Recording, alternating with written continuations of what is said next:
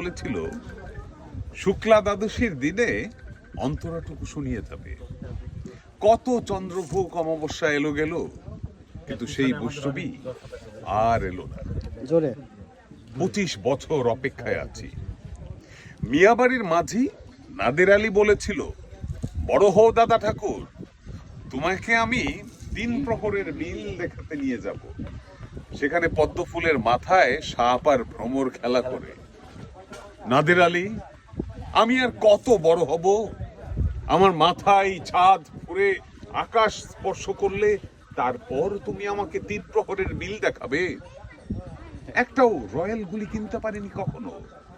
লাঠি লজেন্স দেখিয়ে দেখিয়ে চুষেছে লস্কর বাড়ির ছেলেরা। চৌধুরীদের গেটে দাঁড়িয়ে দেখেছি ভেতরে রাস উৎসব। ফর্সা রঙের অবিরল ধারায় কঙ্কন পরা রমণীরা এসেছে কত না আমোদে। আমার দিকে তারা ফিরেও তাকায়নি। বাবা আমার কাজ ছুঁয়ে বলেছিল, দেখিস একদিন আমরাও। বাবা এখন অন্ধ, আমাদের দেখা হয়নি কিছুই। সেই রয়্যাল গুলি, সেই লাঠি লজেন্স, সেই রাস উৎসব আমায় কেউ ফিরিয়ে দেবে না।